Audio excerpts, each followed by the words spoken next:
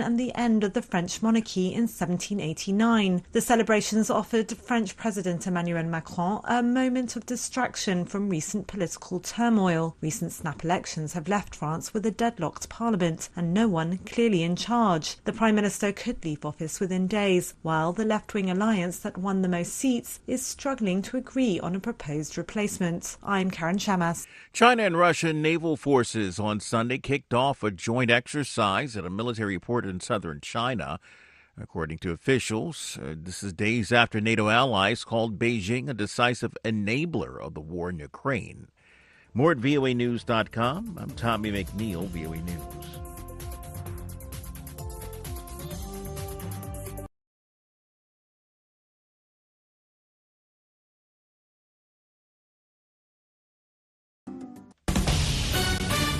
This is VOA News. I'm Tommy McNeil. Concern about threats and security have grown following the attempted assassination of former U.S. President Donald Trump. VOA national security correspondent Jeff Selden. Even as U.S. officials, from the president to the director of the FBI, promised to bring all resources to bear in the investigation of the attempted assassination, there's a growing concern about the threats to the U.S. moving forward. Although the rhetoric regarding threats of violence was already increased online, we're seeing that tick up. FBI Deputy Director Paula Bate. We're also focused on the continuing efforts, which were already substantial, given that there are national special security events on the upcoming conventions in Chicago, in Milwaukee, to work with Secret Service in the lead to play our part in protecting the people and the facilities and the events there as well. U.S. Homeland Security officials have been warning for years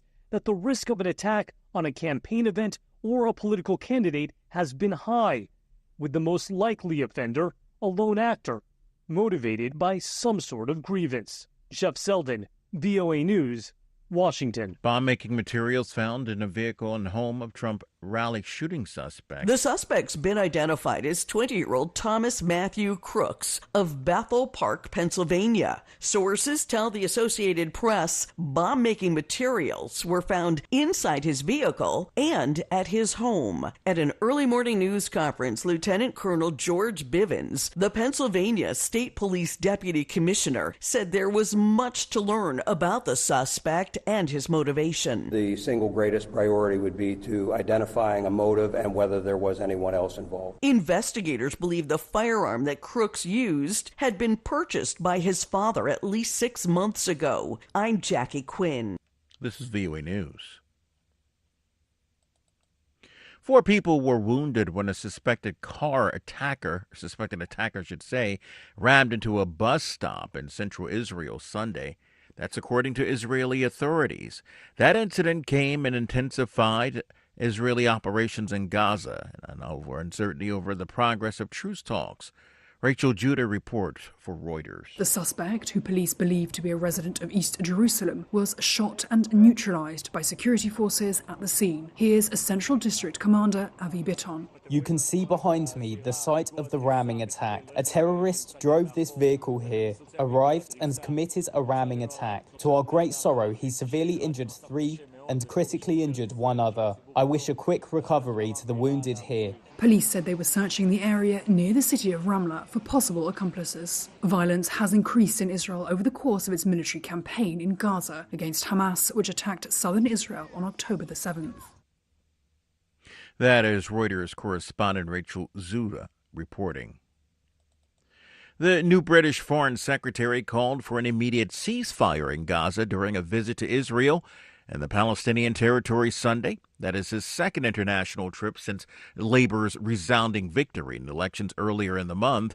David Lammy said the ongoing war in Gaza is intolerable and stressed in meetings with Israeli and Palestinian leadership that Britain wants to assist with diplomatic efforts, securing a ceasefire deal and creating the space for a credible and irreversible pathway towards a two-state solution.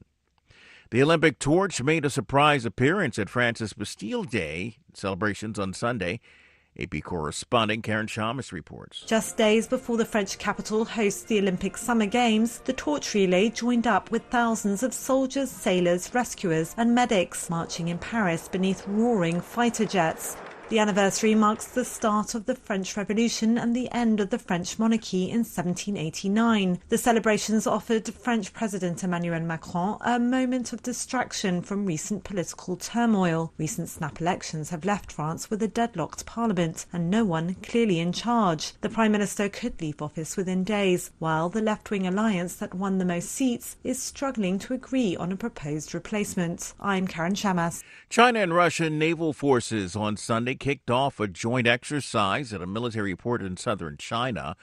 According to officials, this is days after NATO allies called Beijing a decisive enabler of the war in Ukraine. More at voanews.com. I'm Tommy McNeil, VOA News.